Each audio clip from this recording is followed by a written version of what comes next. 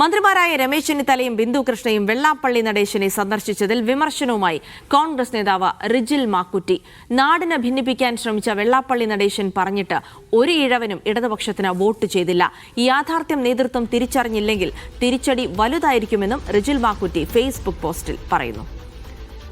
Sameer C Muhammad വിവരങ്ങൾ നൽകും. സമീർ, നേരത്തെ യൂത്ത് കോൺഗ്രസും യൂത്ത് ലീഗും അടക്കം വലിയ പ്രതിഷേധങ്ങളുമായി രംഗത്ത് വന്നിരുന്നതെങ്കിൽ ഇതപ്പോൾ കോൺഗ്രസിൽ നിന്ന് തന്നെ അത്തരം ശബ്ദങ്ങൾ ഉയരുകയാണ്. അദ്ദേഹം പറഞ്ഞത് വെച്ചിട്ട് സ്വാഭാവികമായിട്ടും ആ സമയത്ത് CPM-നൊപ്പം നിൽക്കുകയും വലിയ രീതിയിലുള്ള വർഗീയ വിദ്വേഷങ്ങൾ ഉണ്ടാക്കുന്ന പ്രചാരണങ്ങൾ നടത്തുകയും ചെയ്ത വെള്ളാപ്പള്ളി എന്തിനു കാണാൻ പോയി ജനങ്ങൾ തെരഞ്ഞെടുത്ത ഈ മന്ത്രിമാരെന്നുള്ള ചോദ്യമാണ്. അത് കോൺഗ്രസ് തലത്തിൽ തന്നെ വരുമ്പോൾ അതിന് മറുപടി പറയാനുള്ള ബാധ്യതയും അവർക്കുണ്ട്. റിജിൽ മാക്കുറ്റി എന്തൊക്കെ പറഞ്ഞു വെക്കുന്നു?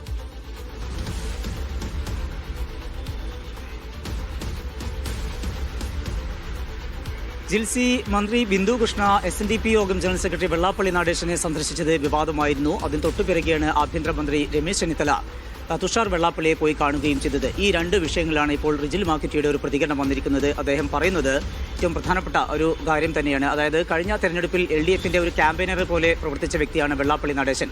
അങ്ങനെ വെള്ളാപ്പള്ളി നടേശൻ ആണയിട്ട് പറഞ്ഞിട്ടും ഒരു ഈഴവൻ പോലും LDF അനുകൂലമായി വോട്ട് ചെയ്തില്ല. അതായത് അത്രയേറെ വെള്ളാപ്പള്ളി നടേശനെയും അദ്ദേഹത്തിന്റെ സംവിധാനത്തെയും ഒക്കെ ആളുകൾ വെറുക്കുന്നു എന്നുള്ള ആ ഒരു സൂചന നൽകുന്നു. അങ്ങനെയാണ് വലിയൊരു വിജയം UDF-ന് ജനം സമ്മാനിക്കുകയും ചെയ്തത്. 100-ലേറെ സീറ്റുകൾ നേടിക്കൊണ്ട് വിജയിക്കാൻ കഴിഞ്ഞു, അധികാരത്തിലേറാനും കഴിഞ്ഞു. അങ്ങനെയുള്ള വെള്ളാപ്പള്ളി നടേശനെ സന്ദർശിക്കുന്നതിലൂടെ എന്ത് സന്ദേശമാണ് നൽകുന്നത്? അതുപോലെ തന്നെ തുഷാർ വെള്ളാപ്പള്ളി, അദ്ദേഹം BJP-യുടെ NDA-യുടെ ഒരു ഘടകകക്ഷിയുടെ നേതാവ് കൂടിയാണ്. അങ്ങനെയുള്ള ഒരു വ്യക്തി എന്താണ് UDF-ന് സംഭാവന നൽകുക, എന്താണ് കോൺഗ്രസിന് സംഭാവന നൽകുക? അങ്ങനെയുള്ള വ്യക്തികളെ കാണുന്നതും അവരുമായി ചങ്ങാത്തം കൂടുന്നതിലൂടെയും എന്ത് സന്ദേശമാണ് സമൂഹത്തിന് നൽകുന്നത്, അതുപോലെ തന്നെ അത് എന്ത് നേട്ടമായിരിക്കും ഉണ്ടാക്കുക തുടങ്ങിയിട്ടുള്ള കാര്യങ്ങൾ അവർ ഉന്നയിക്കുന്നുണ്ട്. അതിൻ്റെ അത്തരത്തിലുള്ള ഒരു പരാമർശത്തിൽ കൂടിയാണ് റിജിൽ മാക്കുറ്റി ഇത്തരമൊരു അദ്ദേഹത്തിൻ്റെതായ ഒരു നിലപാട്, അദ്ദേഹം ഈ വിമർശിച്ചുകൊണ്ടുള്ള ഒരു നിലപാട് ഫേസ്ബുക്കിൽ കുറിച്ചിരിക്കുന്നത്. അദ്ദേഹം പ്രധാനപ്പെട്ട പറയുന്ന രണ്ട് വരികൾ: നാടിനെ ഭിന്നിപ്പിക്കാൻ ശ്രമിച്ച വെള്ളാപ്പള്ളി നടേശൻ പറഞ്ഞിട്ട് ഒരു ഈഴവനും ഇടതുപക്ഷത്തിന് വോട്ട് ചെയ്തിട്ടില്ല.